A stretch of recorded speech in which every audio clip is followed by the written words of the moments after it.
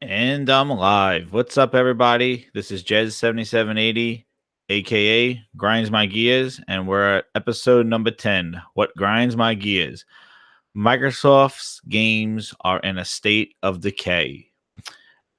I had this kind of thought yesterday, and I'm kind of glad that I waited a little bit because I'm not as kind of concerned as I was after yesterday's news and previews fell for State of Decay 2. It came out yesterday. I know that we were really looking forward to hearing about the campaign. I know Aaron Greenberg teased it over on Twitter, saying that the campaign is going to start on May 1st, and we're going to see more information on State of Decay 2. And it dropped with a bunch of previews that apparently press had got into some beta test and into a media event, and were listening actually played a few hours of the game after the tutorials. And I'm gonna mute this thing over here.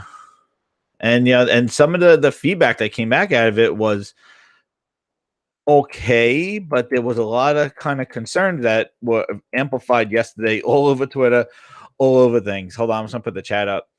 And and I was just going on like, oh man, like this is not good, because this State of K2 is really one of the games I was looking forward to. I really liked the first one. I thought the first one was really cool. It was very it was really different in the fact that it wasn't just this kind of mindless shooter. Like, you wanted to make sure that you didn't make noise and things like that, and you were just building up a base for that. And then the permadeath was really the biggest thing about it, in that you had your main character in the beginning, and then they could just die and they leave their loot out there, and you could decide whether to go out there and get it, which is really it was very cool, especially for the time. At the time, there wasn't so many of these survival games and things like that. Like, there was, especially on console. And then for this to be packaged in a $20 game for State of Decay 1 was really cool. And the jank was all like, there was janky animations, there was definitely frame rate issues driving in the car, and driving into the town. And it wasn't as polished as you could. But again, it was a $20 game that was in one of Microsoft's Xbox Live arcades, which I wish they brought back. To highlight some of these kind of AA kind of games, or these games that really have the depth of a larger type games in a smaller package. And it was really cool. Now, and then we all said that we were supposed to get like an MMO type, and reading in the beginning of State of Decay 2, they were thinking about making this kind of an MMO with shared sessions and things like that. And there was a code name for it, and obviously they didn't go that route, and they kind of went with this route that we got. And one of the biggest concerns, that I played it at PAX. So I played it at PAX East. I only had about 15 minutes with it. Got to see the game mechanics. There was some kind of little jank to it. There was definitely, I thought the animations were improved. I thought the driving physics were better, definitely, than the first game. But when things kind of got crazy, the frame rate did take a dip, and zombies were teleporting and stuff. But again, it was just a PAX East demo. Hold on, let me get this chat up here on YouTube. I just want to make sure that this thing goes up, because I saw a couple people came on. Here we go. And don't want to hear my thing. Hey, what's up, guys? Spider-Man, Coon 1985, Alish, what's up?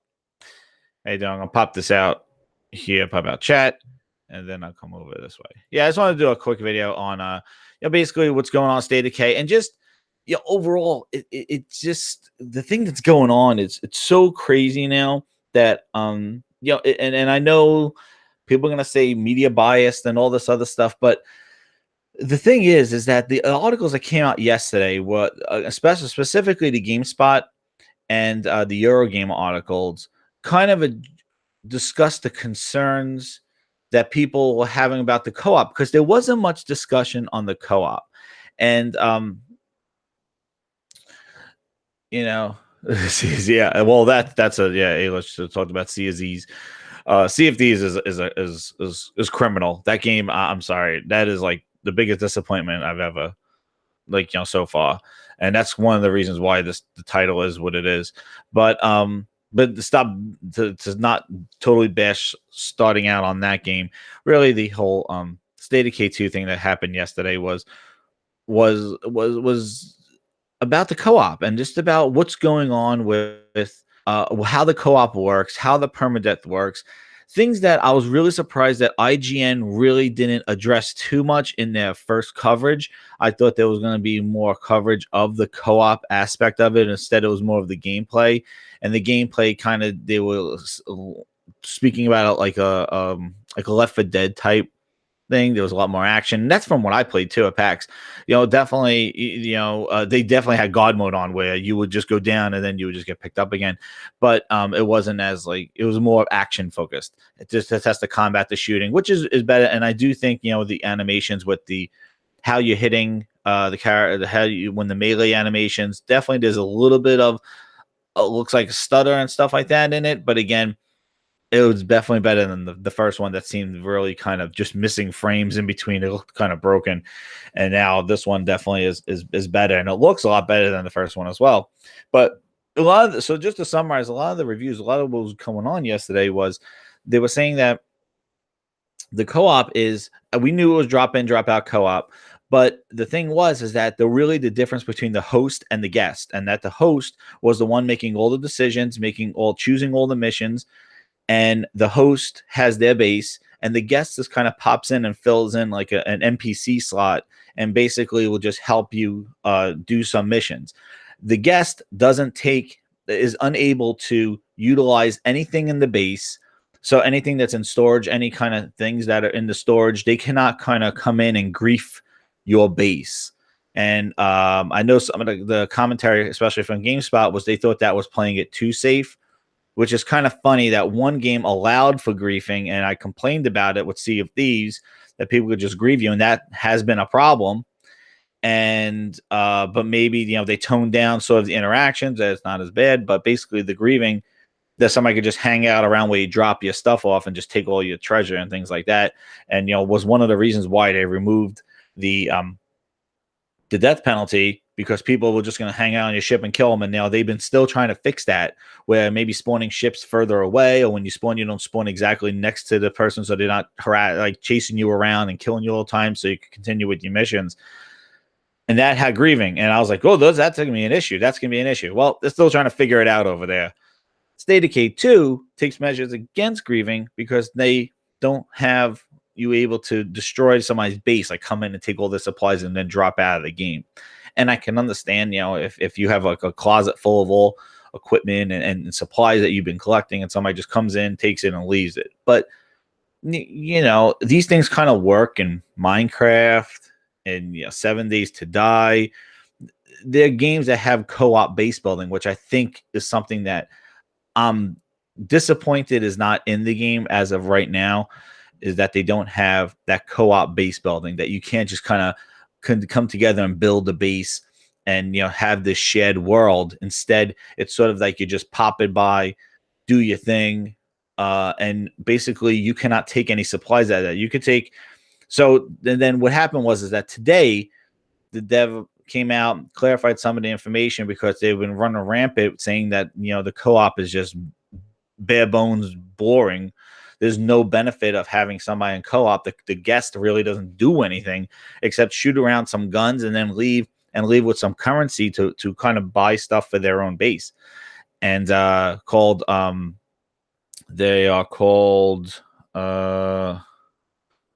I forgot what they're called. They're not inclusion points. They're called something. They're called it's like the followers and stuff. Influence points. That's they are. They're influence, and that's the kind of thing that you use to build your base, like to pay for things. But you can't just go in.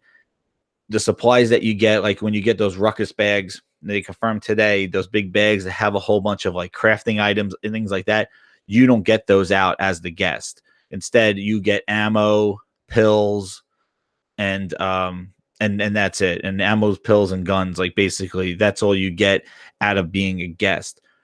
My biggest concern yesterday, and it's been kind of tampered today with the clarification from shout out to Kid Smooth. He took some of the questions that so he's still going around, reached out to the dev, and the dev, one of the designers came out and really said a bunch of information, and he addressed more to the whole mission structure and mission types, which was one of the big concerns that I had yesterday, hearing about how there is let's type in here. What's up, finest? How you doing? But one of the things that I was concerned yesterday was the progression of the missions, and playing games like Ghost Recon, things like that, where you're sharing the experiences, you're going doing missions, you're checking them off. Even like Destiny games, like what is it, Dying Light, all those games where you kind of have co-op and everybody's progressing and going through the story together, going through the game together, doing the missions together, get all share experiences, things like that. This game sounds more like the host is there and they could set up shoot up a flare, and basically you'll have a couple of people jump into your game and kind of help you kill the zombie horde, things like that. And then for their reward, the guests will able to take some money and ammo and pills out of the game. But the biggest concern I had was with the missions was I don't want to, like, so say like one of my friends, he hosts the game and I jump in and I play like 4 hours with them and we go through a bunch of missions, maybe get like 5-6 missions done. Yeah, I got some money influence points. Then I go back to my world and it's like, welcome to the tutorial, mission 1. And it's like, oh crap, I was like 7 missions in with my friend last night. And now I got to play, I got to kind of go through the same stuff again by myself, or you have some other guests kind of come in, 2 other guests, and go through them with me. I'm like, I'm never going to get to missions 10 and 15 and 20 because I'm going to constantly just be recycling missions 1 through 10 for the first 4 hours until I just like do my own game. I'm not going to want to go into other people's games because I'm not getting any progression in my game. That was my concern yesterday, because of playing those other games. Destiny is what it is because you can have 4 people and you're all doing missions together. You're all progressing. You're all leveling up. You're all getting loot. Same thing with Ghost Recon. You're all doing the missions. And that was one of the big things. The missions, the tethering, I'll get into is number 3 because that's another issue. But the missions. So they came out today and explained that their GameSpot had some confusion because they didn't see the story, and apparently there is no story per se. They're kind of just dynamic missions that are different in everybody's game. Dynamic, I don't know about random, but basically they're different between the player. So one player's game is not the same exact mission as another player's game. That is great up front, but for longevity wise, I don't know. When I hear random generated missions, I think of side missions. I don't think of set piece game moments or just kind of moving forth in the story. Now, I'm sure there's some sort of story per se, but I think because the characters are they're permadeath characters and they're kind of randomly generated characters, that there is no kind of storyline per se. But I do remember in the first game, though, there was some storyline. Like there was like a base that was discovered, an army base. And then you kind of go, that opens up and you hear planes. And it's like, you want to go to the army base, things like that. And, I asked, when he said that, I asked him, I was like, well, that's nice. Is there any kind of set piece moments, though? And you don't have to give story away or anything like that. But was there any set piece moments? Because I remember in the first game, also, not only was there an airport that you're trying to get to, like a fighter base, but there was some problem up on a hill, and then you would go up on the hill, and there were these two brothers that were shooting at you as you were trying to get up the hill. And this was really early on in the game, and you basically go to the farm, and you get to the farm, and then when you're there, a horde comes into the farm, and you have to defend for it, and then you kind of save those survivors or things like that. So, like, I know there were cutscenes. I didn't ask if there were cutscenes, but like, is there something along those lines? And I didn't get an answer yet. I'll be following the Twitter to see. But when I hear that there's random missions, the first thing that hits me is like, are these just kind of, they have a pool of maybe 50, 40 different types of missions, like save this person on the side of the road. This like have different scenarios. Like this survivor got stuck in a car, so you got to go to the car mission and do that. This survivor is in a store and they're hurt and you got to carry them back. So probably like maybe I don't know how many, but kind of just randomly generated missions, and you kind of get out there and you gain survivors, gain influence by doing those things.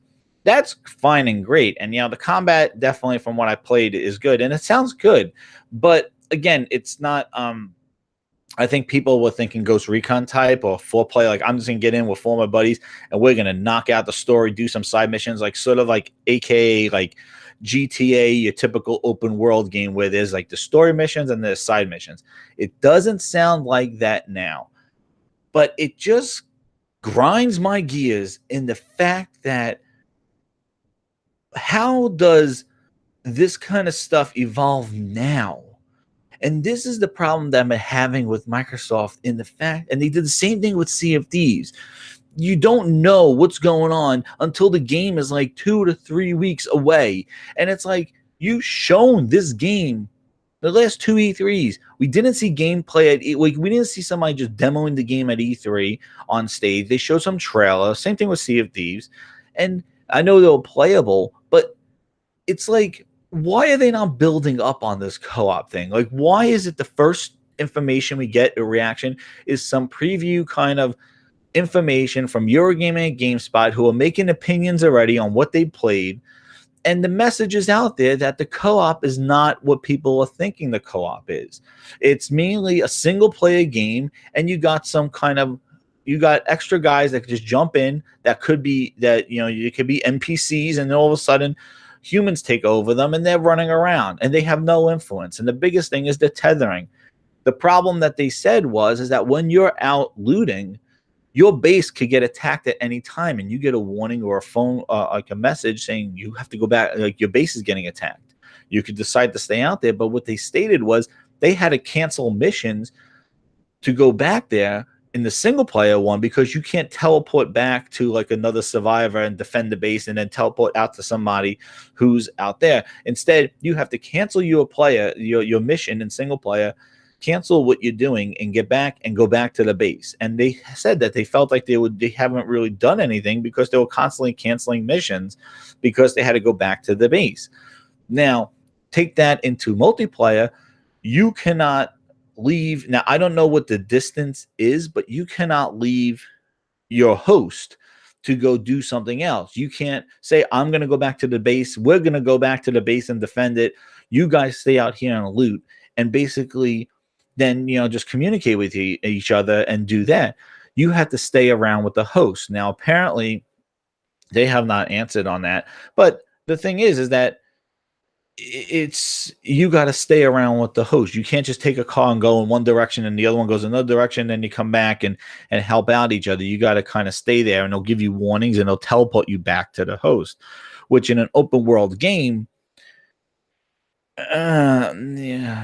especially a 4-player co-op driven game, I just think that it is a little bit limiting to what people wanted to do. Now, I understand that you want to stay together, revive, loot together. You got to stay to revive them because you don't want a permadeath and things like that. But it just doesn't sound like the 4-player co-op that I think people were thinking about. And I don't understand. And when I say Microsoft's games are just in a state of decay, I just don't know what the hell they're messaging. I don't know why they struggle so much with their messaging. I don't know why they tease and tease and tease all this stuff to just then kind of drop like disappointment on people. And it makes you think that something shady, where it's like, well, they're not talking about co-op yet, but it's been marketed as a multiplayer co-op zombie open world shooter thing, like open world, a co-op multiplayer experience. You think that the co-op is built from the ground up, because you look at early things about State of Decay 2, and they're like, people said they wanted co-op in this game, so we built co-op into State of Decay 2. But it really is not really the co-op that people were anticipating. And I think the way it's structured right now, and Alish, shout out to Alish, you're saying that tethering severely limits the impact of the co-op in the game. Imagine if you know what's funny, Alish? I said the same thing yesterday. I was saying the same thing yesterday. I was like, imagine if GTA 5 had like you had to stick with the host.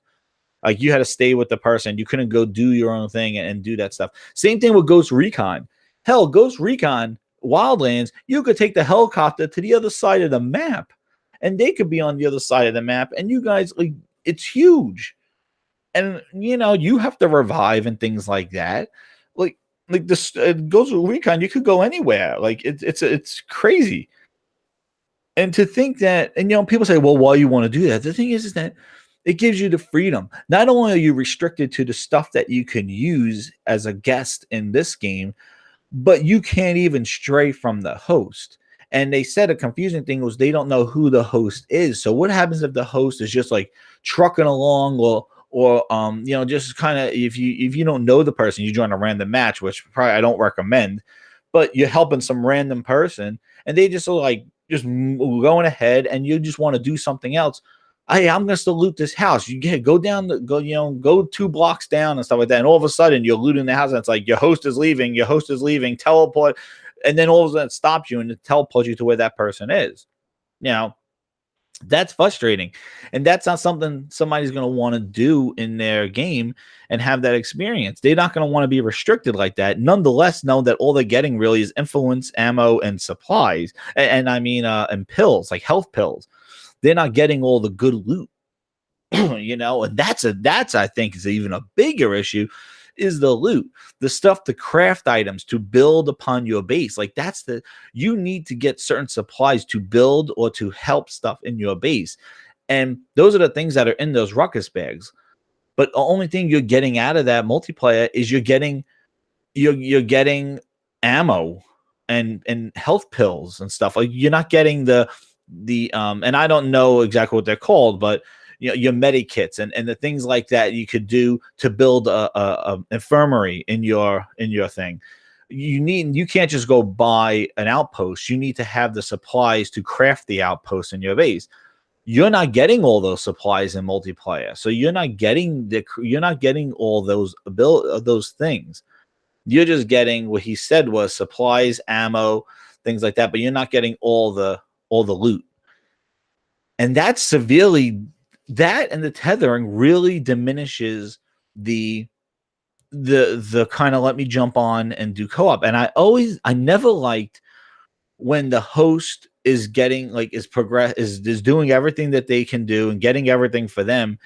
And as a guest, you feel like kind of you're wasting your time because you're really just using whatever. And I know our gaming time is limited, and you want, like, even for these shows and stuff, I had to bounce whether I want to talk for a half hour, an hour, or do I want to play the games, because time is limited. And if I'm going to sit down and play a game, am I really going to say, well, let me play 3 hours in a game and I'm just going to get some money out of it?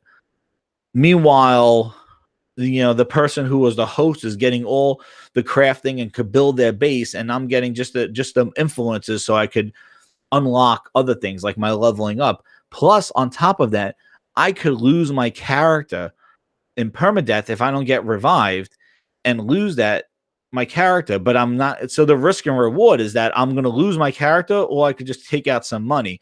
It's not even like I'm putting myself at risk to get all this other stuff. And that was the biggest concern. And again, we got some Twitter clarification. You got the media running with the stuff. It is just, it just comes up as like Game Pass it. Do you want to pay?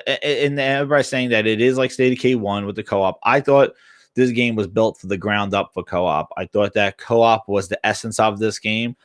And it just seems that co-op is kind of just there, but it's still mainly a single player game. And that fact that you can have drop-in people in co-op. And I was looking at some earlier discussions on this game when they first were discussing it and talking how they could have went with servers and could have went like this shared MMO type world and along those lines, but they wanted to make it simple. And that's the kind of thing where I'm here, a simple dropout, very easy for people. And I don't like these words: easy, simple, accessible. Because guess what? I heard of those before. Phil Spencer about Sea of Thieves. We wanted to make an open world, accessible pirate simulator thing. And I keep hearing it. I keep hearing this accessible, easy, no barriers. And you know where I attribute that all to? I listen to. I keep hearing casual market, casuals, easy, not discouraging, simple. Don't worry about somebody who's been playing for 10 hours and you just came on for 15 minutes. You're going to be the same thing. They'll just have some cooler equipment. And I hear that and I think that, oh, that's how they're going to reach their 2 billion quote unquote gamers they think in 2020 or 2021. But what casual, easy, accessible, that don't sound like $500. That sounds like you want to sell me a Ouya. That don't sound like somebody that says, give me, oh yeah, let me go get this most hardcore console, this most hardcore machine, and I'm going to play accessible, easy games.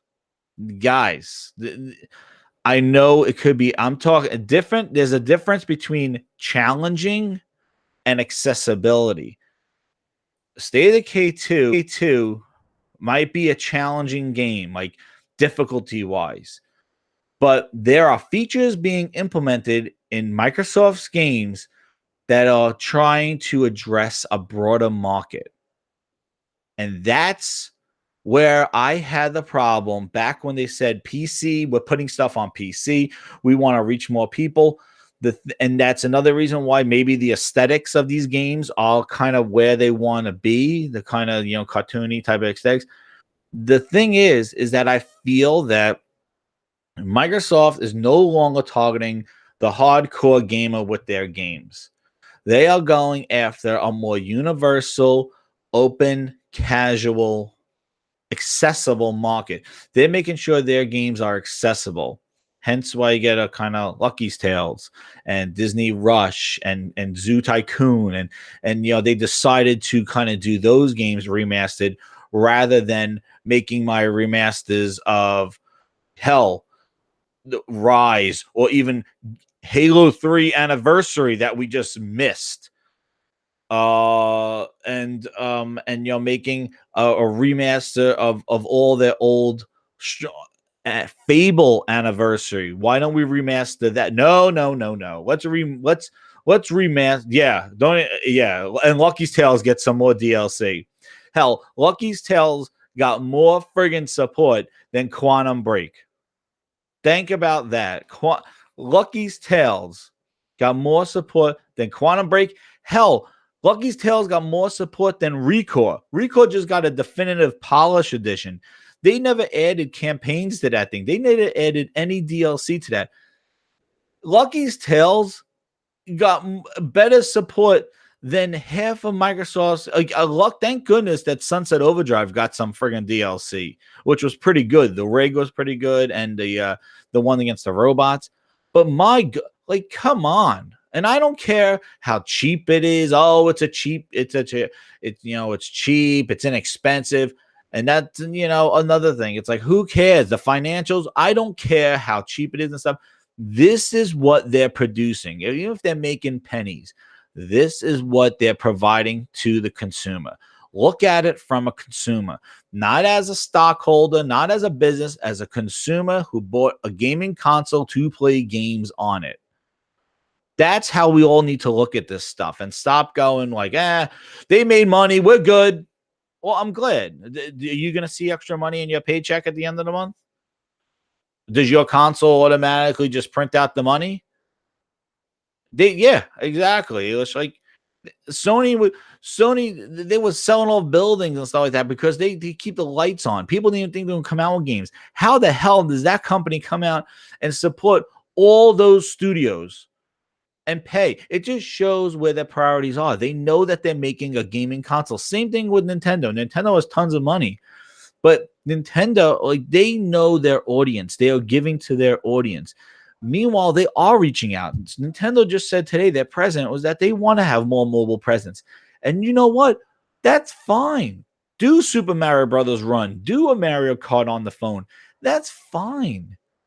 But what Microsoft's doing is basically just selling everything day and date, same exact features across platforms.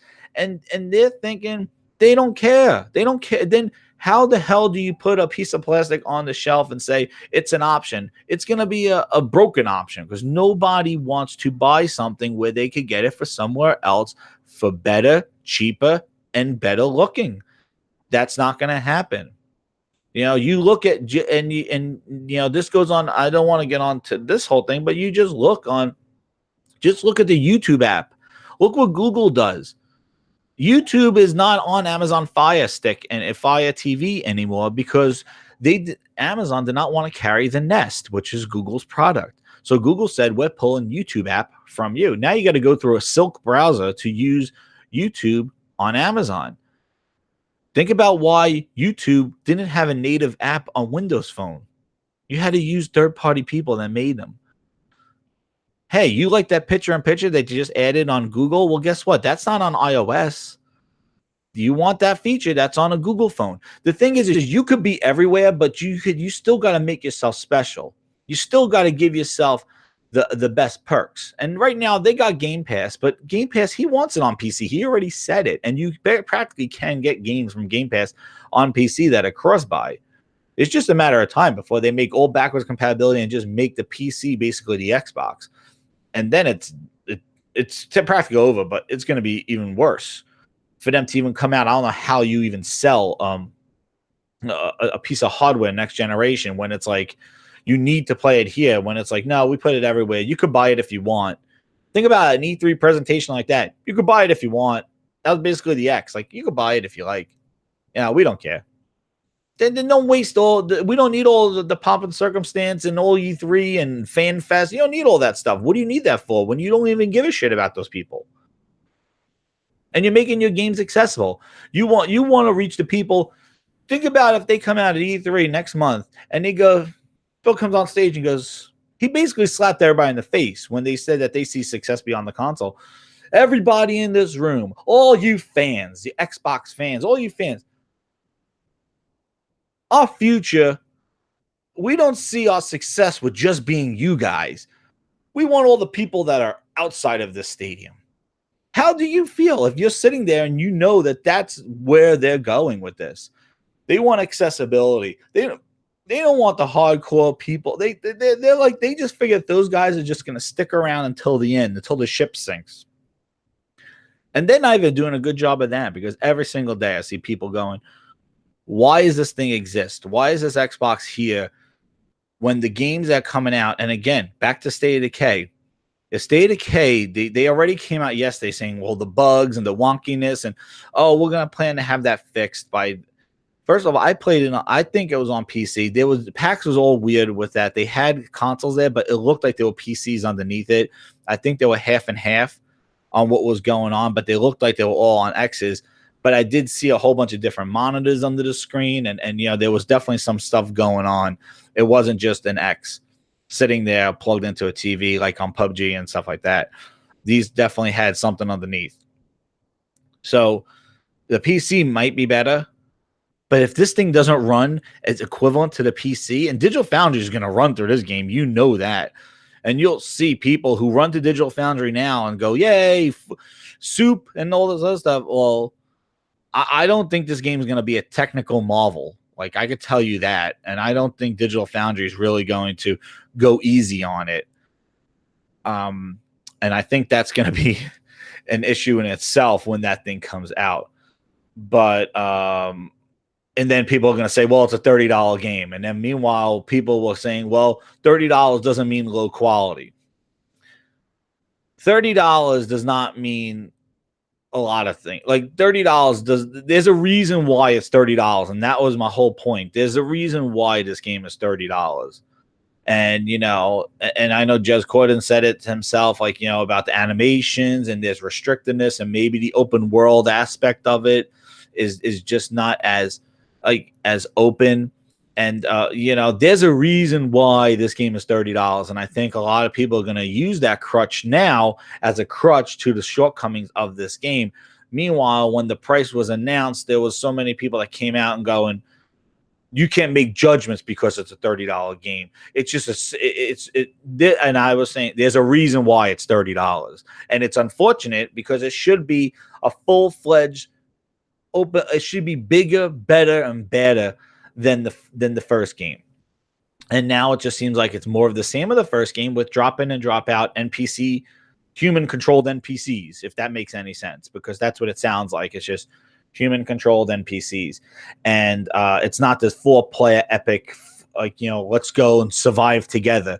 It's not. And that's the problem with just the whole Microsoft PR crap that they do. And they just seem so not ahead of their own news. These are their own friggin' games, and they can't get ahead of the media and control the message. And instead, what they do is they give to the media, and the media just uses whatever judgments they want. And the message is out there. State of Decay is not all that. That's what happened yesterday. Devs could come out now, damage control, say that's not what it is. GameSpot doesn't have all the info, this, and this. But initial impressions came out, and the co-op, there's concerns. That's it. Runaway train.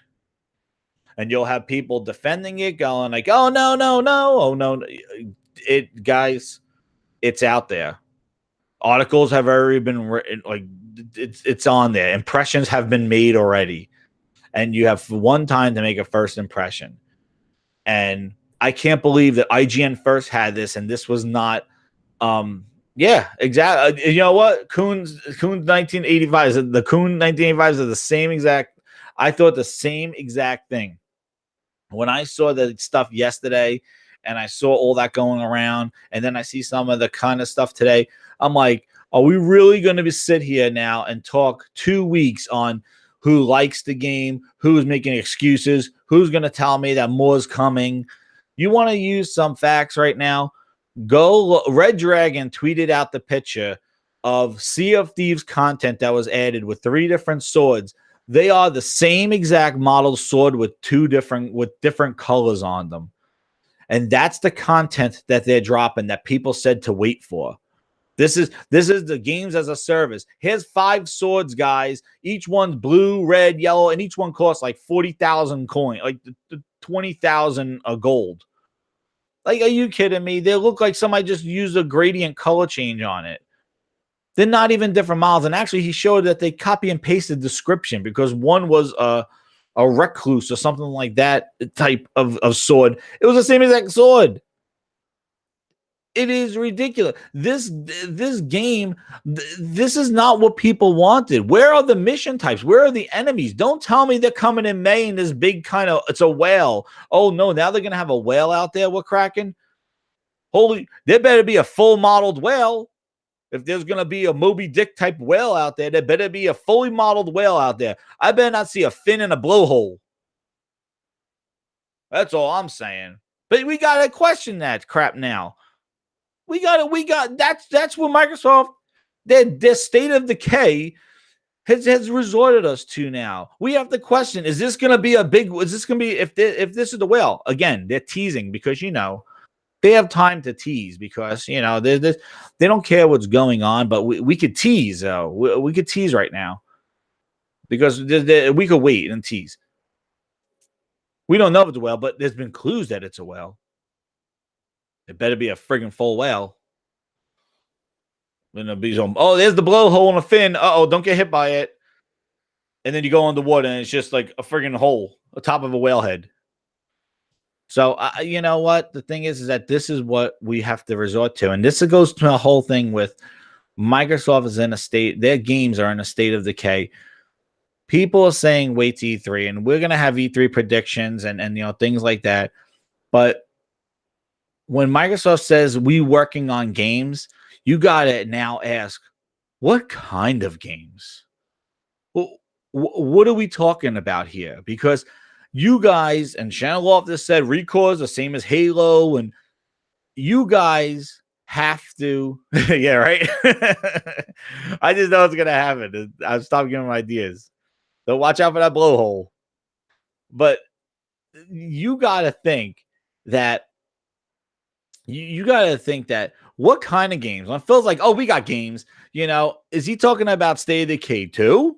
Is he talking about State of Decay 2? Is he talking about Halo 6? Is he talking about Gears? Is he talking about a brand new type of God of War level game?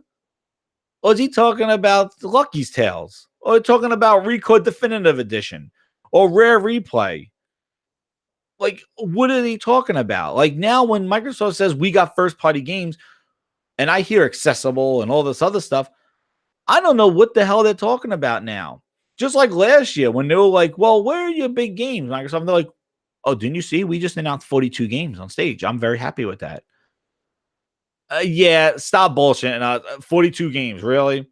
Yeah, we should be smothered in those games. I don't even know. Half of them didn't even come out. I don't even know what the hell the 42 were. There were a bunch of indie games. It was indie real. And there was one or two, maybe A&a-half games in there. A single A&a-half. But come on. Like, we know what we're talking about. Just like when we say, when people go, Microsoft has, Microsoft doesn't have games. Oh, no, I got plenty of games. I'm playing them all the time. You know what I'm talking about. Come on. So you just don't want to say it. But everybody knows when we say what's going on, And they'll use their PR spin and all that other stuff. They go, we announced games. Didn't you see Lucky? Lucky was running around on the stage. Lucky got DLC. What do you mean we don't support us games? You know what I'm talking about. All right? Because it just seems kind of eerie that you guys know who the $500 Power of the X is for. You know how to talk to those people when you want to. But when you talk about games, no, we got games. Really? Are you still talking to the same people that bought that $500 console? Because that's not, I know you're not talking to those people because those people don't want those games. Those games are appetizers. Those games are like, yeah, whatever. It's a slow month this month. Oh, yeah, that might be games with gold. Come on now. But now we got a question. And I think that's going to be E3's thing. They're going to show games. It's just going to be, are those the games that you want? Are those desirable games? And that's the kind of phrase that I'm going to use as we come through to E3. I want Microsoft to show desirable games. And I'm not talking just my opinion of desirable, but universal desirability. Sort of like how Titanfall 1 was shown and people like, oh, hot damn, that looks good. But universal desirability. A game that moves heads, that turns heads and goes, oh, whoa, that looks kind of good. Wow, that looks good. Those are the games that they need. And not just one. They need, I didn't yet. I'm talk about that JPG thing. JRPG. But yeah, those games like desirable, universally desirable games. Now everybody's gonna have their opinion. Oh, that game don't look good. I don't like that game. Just like God of War, some people don't like that kind of game. They want different type of games. That's fine. But they gotta drop desirable games, not just games. And that's kind of where I think E3 is gonna be not good. And I hope they do, but there's nothing that I've seen leading up to this for them to be like, for me to be like, yo, they got this studio, they've been building this, they've been doing this. Like that kind of stuff leaks.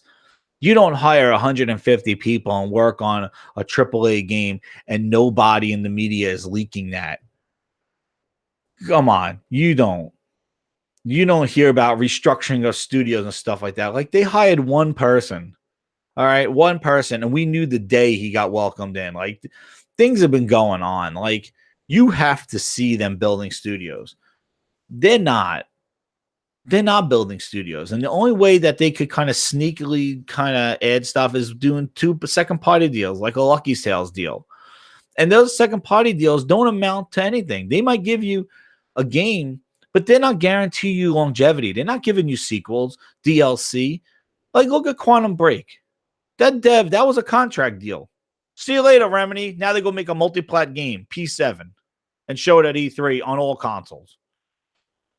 No Alan Wake, no DLC to Quantum Break, no Quantum Break 2. We fixed everything from Quantum Break 1. Nah, we're just going to make a brand new game. Probably use half of the assets that they got from Quantum Break that they probably wanted to do that Microsoft said we're not paying for it. And they're going to do P7. And 505 Games is doing it. And I swear, if that game looks absolutely incredible and that's the talk of the show, Microsoft needs a kick in the nuts. That's all I'm saying about that. If that Remedy game looks like what it should look like, because I tell you, Alan Wake was pretty good. Alan Wake was good. It was atmospheric. It was unique. It told a great story. It actually it was a cool game and a cool play on light. It was really unique. And if they could pull some of that creativity, come on, these guys made Max Payne. They could pull some of that creativity and put that in a game, and you look at Quantum Break, then you know who the problem is. You know what the problem is. It was the Microsoft hands in the pot. Just like they want to cut their losses with that Phantom Dust crap. Oh, cut our losses with Scalebound. Let's cut our losses. That's why you got to kind of think that the problem's not with the dev, how they say it's the dev's decision. You want to know what? There's a lot of people making decisions. And it just seems like everybody who seems to be working with Microsoft is kind of like, thank you, one and done. You're a one and done publisher. We're done with you. We're going to move on. Ask Crytek. Ask Remedy. Ask, who's the other one? The Insomniac. The Sunset. Ask all those guys.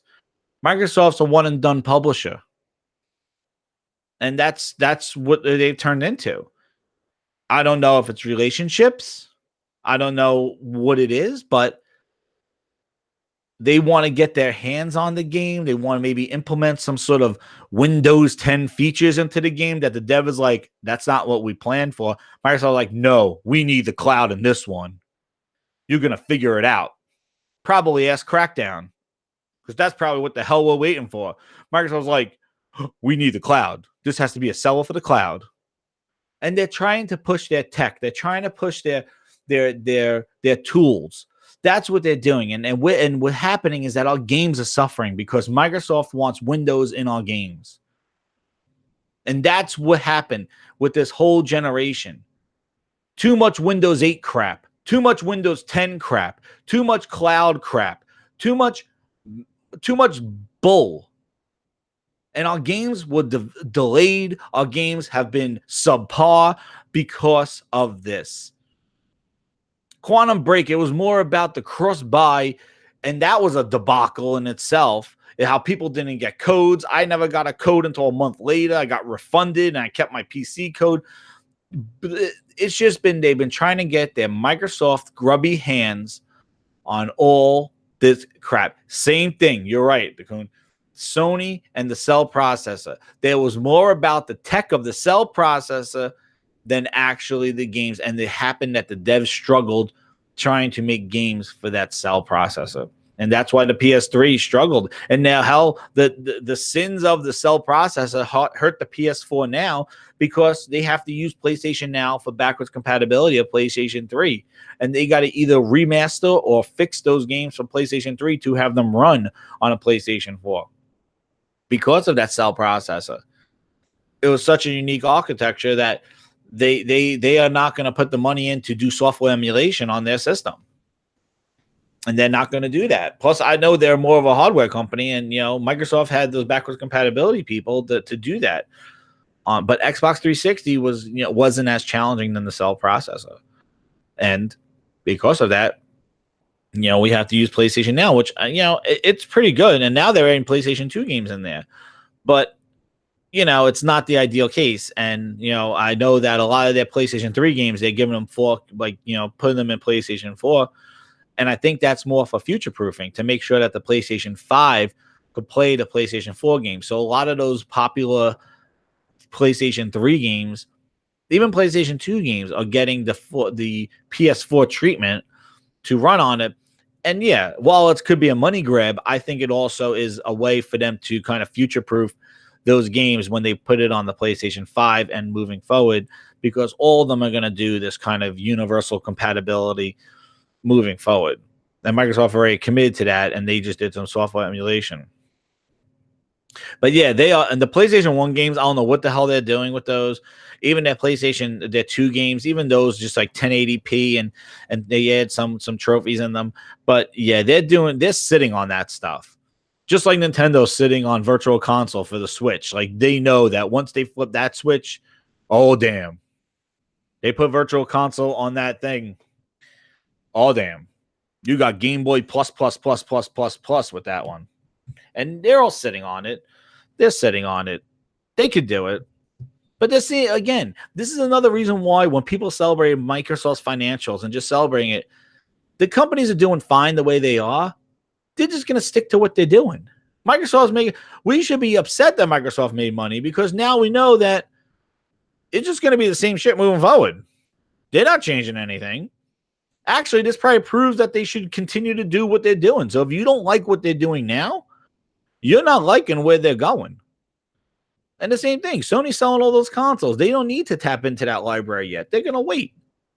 So that's why, when we celebrate financials and yay, you got to really think about, are you getting what you want? Like I said, as a gamer, as a consumer, you need to look at what you like. Am I getting what I want from here? Like, I shouldn't be happy that they're making money.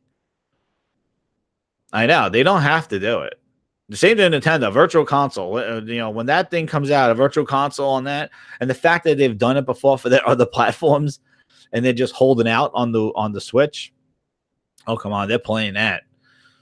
But they know that's what the core wants, though. Like, that's the thing. Like, they know that, and they're going to deliver on it. They're going to. Whereas I feel like Microsoft, they know, but they won't act on it, though. They won't. Like, I see Rare tweeting pictures yesterday, May the 1st. They're tweeting pictures of Perfect Dark, and people like running with it, going, "Oh, this is me, Perfect Dark's come, Perfect Dark's come." And then Rare responds, going, "No, we just came to the opinion that anything we tweet about of old things, people assuming that it's a new game coming out." Like, they're trolling us. It's like, if that's what gets people excited, why the hell are you not working on that? Like, you got to be kidding me. Same thing with Ybarra tweeting about Rise. And then he takes a picture of the statue. And people are like, "Oh, you teasing it. And then he writes back going, "Nah, it's just a statue." Like, I hope they're trolling us and that these 2 games are coming out at E3, but I don't think so. Phil already kind of declined Rise in his Twitter fiasco on Sunday. So, like, it's just stop. And again, they're going to show games, but now we have a lot more questions when Microsoft shows games. When Microsoft used to say we're games, we know that we're getting the best that they can offer. Now, it seems like, we're working on an exclusive new IP. Is that Recore? Or is that ninja game that you were going to make from Black Tusk? Shangheist. That might have been a big AAA IP. Or we're talking Recore, or we're talking Lucky's Tales. What are we talking here? And that's the issues that they have. And that's why they're and the biggest problem is just their messaging. They are horrible salespeople. I don't know if they're bad businesses. They are poor. And I don't understand if they know that the media kind of does not. Yo, what's up? Yo, baby. And I know, and the fact that we've seen this time and time again. Say what you want, media bias with us. I just call it media spin. And, if they tend to be negative on the stuff, they maybe get more hits, so they tend to be more negative. But if you see that, why the hell do you cater to that? Like, why? Why don't you get ahead of the messages? Why don't you control it? You have that boring-ass show inside Xbox. Instead, you make it a friggin' dog and pony show with parrots on Major Nelson and blue suits and talking heads and people standing at the Twitter desk. Use that as the time to address your core audience. You want to do behind the scenes, fine, but stop making it so goofy. All right. And I know they're doing it on Mixer. They want Mixer numbers and they become this broadcast thing. But that's the time to get ahead of the news. Drop it from me. I'd rather Major Nelson talking about it and telling us the way it is than having some sort of media outlet, some kid that's getting his degree in journalism, write some bullshit story, and that he goes, this game's, and people run with it. Instead, they got their executives talking about Discord presence, share play with your PC, Mixer streams, all this stuff that is nice, but that's not what the people want. They want that, and they want the games. They want to know what's going on. We should not be hearing about how the hell the co-op works 3 weeks before State of Decay 2 comes out. This should have been a touted feature, and the details should have been discussed from the devs' mouth themselves since last E3. Instead, 3 weeks before it comes out, we got impressions from a beta. They go say something, then they say something, just like what happened with State of Decay, with Sea of Thieves. Oh, we're putting a death penalty in the game. Oh, no, what do you mean? People are going to kill me, I'm going to lose all my money, and sorry, no. It's only going to work with environmental kills. The dev comes back on. It's only in environmental kills that you lose the money, not PvP kills. Oh, but by the time they corrected themselves, gone. Messages out there. The grieving is going to make you lose your money. And guess what? A day later, they go, scrap it, guys. Nope, we're done. Scrap it. No death penalty. Don't worry. You don't have to pay the piper. You don't have to pay the death toll guy. Don't worry about it. And there it goes. Why is there all this? It's coming. DLC. It's just so annoying. This teasing and waiting for no news. And that is when people say E3, I just get a shiver, because I'm like, there's nothing they could say at E3 that's going to change the course of this ship. Unless just hell, like, unless they just go AWOL. But all their signs that they have been doing, all their announcements, all their calculations, all their kind of future thinking, all leads to kind of like, we're not going to get what we want. And, and you see what Sony and Nintendo do to their fans as they make them stand up and clap and cry and get all this way. And that's it. And I'm telling you, Sony's going to announce, and I think the hilarious thing is, I bet you Sony announces like name changes at E3 and people are going to be like, oh my, like, stand up and clap and all that other stuff. But I just think it's like, they know what their core wants and they bring the core. Microsoft, I feel they have an agenda. They're chasing something else. And the Xbox core are along for the ride. And, they're chasing something else. And, I just see the State of Decay stuff and just see, again, backtracking, fixing messaging, do this stuff. And then Sony's just like, here's a demo. Detroit Become Human. Here's God of War. Here's this. There's it.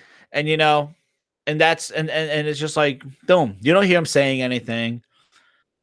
And I'm telling you, and I said this the last time, like, when you focus on so many different things and so many platforms, you give yourself extra headaches and you give yourself things that, like, you just think about State of Decay 2, that people here going, oh, I wonder how it runs on the Xbox, because they've been showing it on PC until yesterday, I think. Like, really? We need to sit here and wonder how it's going to run on the console that you bought that natively plays games? How the hell is it going to run on the S? If it's going to if it's going to be crappy on the X, who knows the S? And even say PC is the place to play. When Sony goes, here's God of War, And God of War is on the slim PC, a slim PlayStation, and PlayStation 4, and it looks incredible because they were focusing on a closed platform. And when you give yourself more things to worry about, like PC development, all this stuff, you give yourself more headaches. And it just seems like, hey, what's up, Merc? How you doing, man?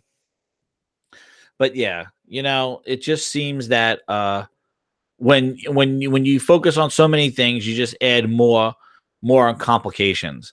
And Microsoft just doesn't seem to be very good with handling complications nor messaging. And that's kind of where the whole thing is just devolving into.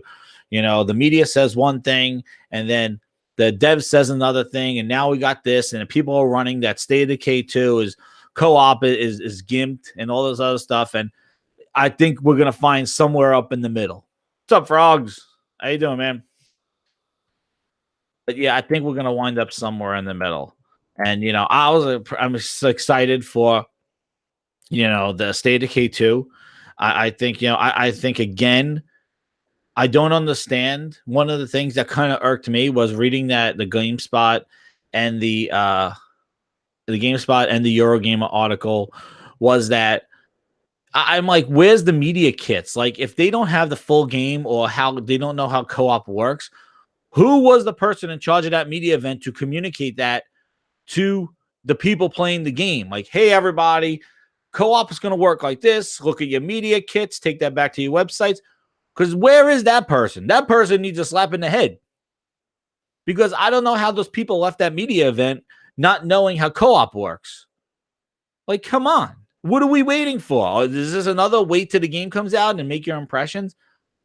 They need to get ahead of that stuff because they're just hurting themselves. They're hurting themselves.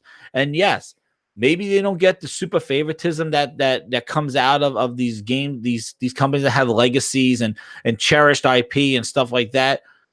But it's still not an excuse for just a poor kind of communication, because it happened with Sea of Thieves too, where the dev said one thing and then we're hearing that this is a games as a service. It's coming, and you're getting cosmetics now.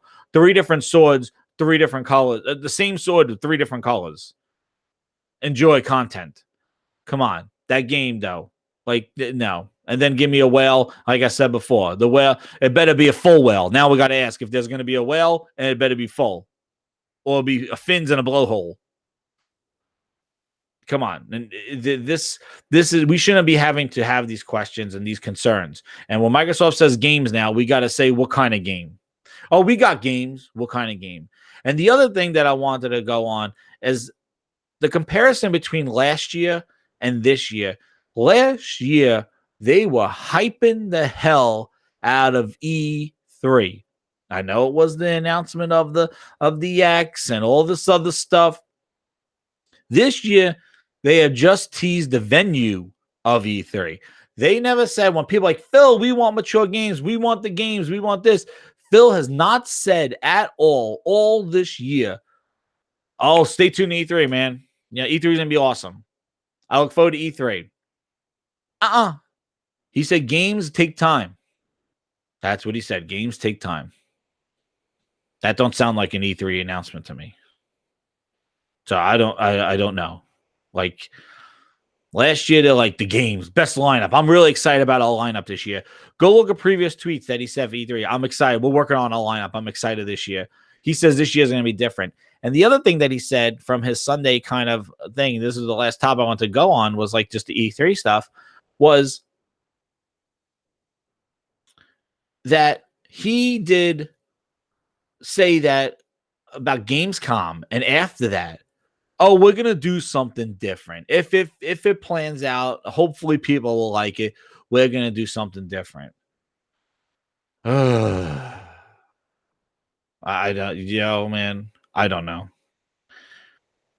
Is it going to be Inside Xbox episodes? Is that what this something different is? That they're not going to go to Gamescom? They're not going to go to or they're going to have their own show? I don't know. But the thing is that they need a showcase. They need a showcase showdown at this E3. And some people are going to say, nah, I'm good. We don't need that. Some people are going to say, oh, no, they better bring it. And then after that, they go, well, I thought it was all right. And then they're going to be people who go, I'm out of here. And you know what I always say? Vote with your wallet. If you don't like what they're doing, then don't buy it. Don't feel that you had this obligation. And I've seen this too, like that you have this obligation because this brand is like you have to buy it to support them. They don't need your hand-me-outs. You don't if you don't like it, then don't buy it. That's how this gets done. All right. If you go all sympathetic, they're trying. I gotta buy it. I'm buy 2 copies because they need it. They don't need it unless it is a Kickstarter, one person dev that you're emailing directly and you know that money is going right in their pocket and you really like them. Please. There are a lot more charities that you could give your money to support some good causes than Microsoft or Sony or Nintendo. There are a lot better causes out there if you want money to donate. But you're not doing any devs or anybody. Come on. And when people say that it's our fault that sequels don't get made because you didn't buy the first one, bullshit. Bull. You don't blame the consumer. You don't blame us for no sequels. That's on them. That's on their relations. That's what their contracts and their deals do. That's not my fault. I bought the game. So what am I? Am I a victim?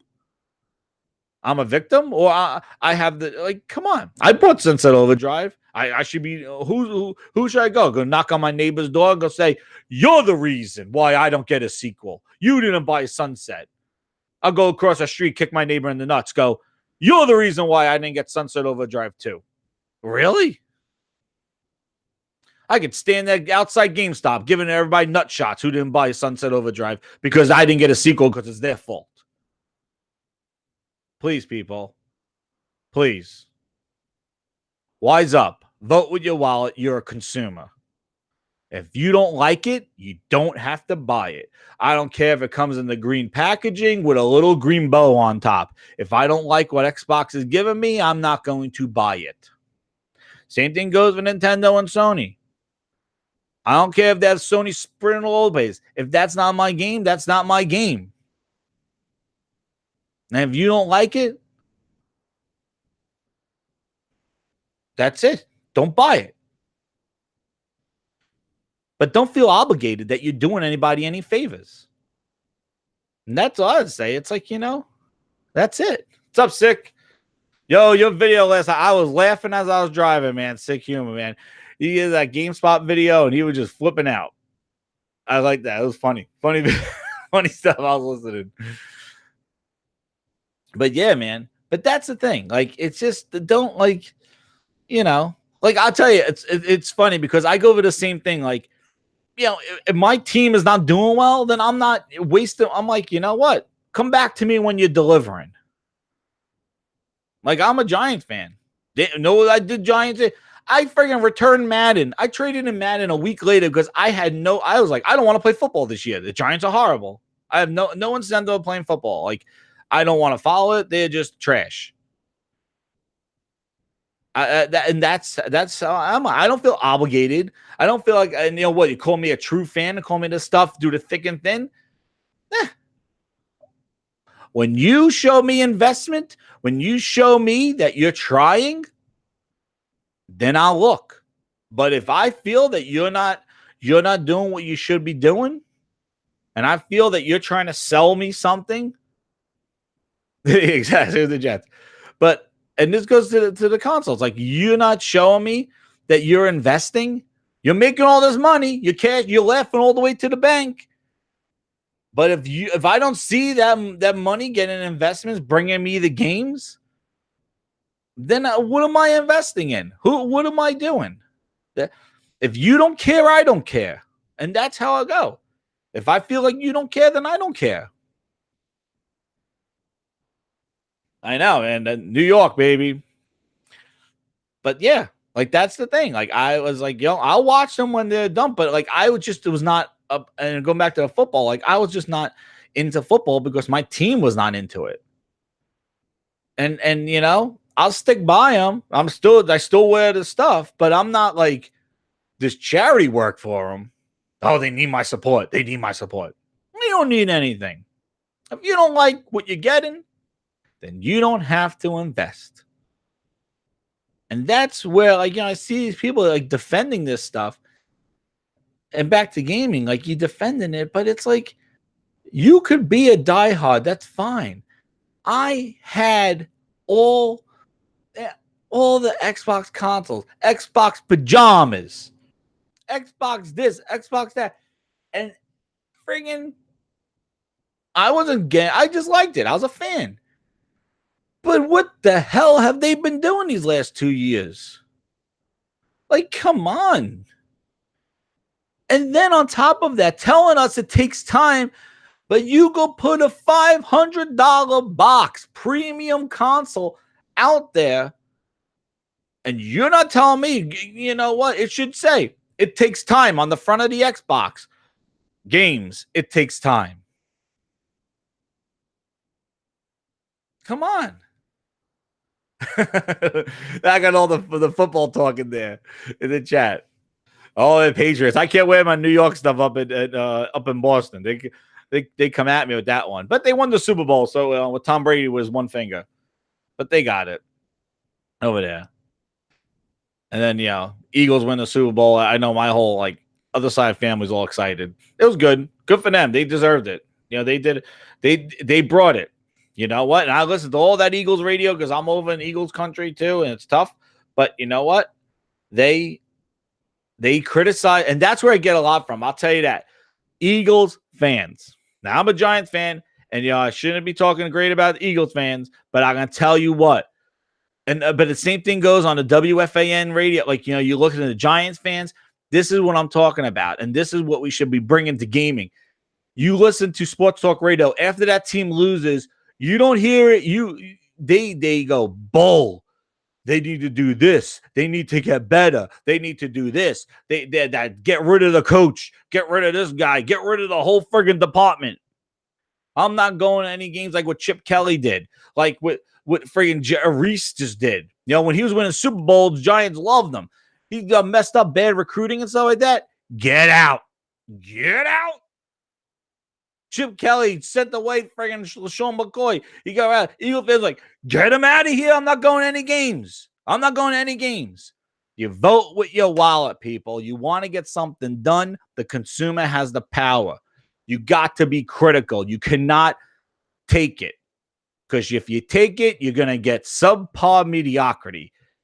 And so far, that's what we've been getting. Because we're yes men. We're not yes men. We the people. We're the consumer. And that's what I'm going to leave it as. This one, let's grind my gears. Episode 10. Demand better. I'll talk to you guys later. Thanks again, chat. And continue to talk about the football stuff. I'll talk to you guys later. Thanks again.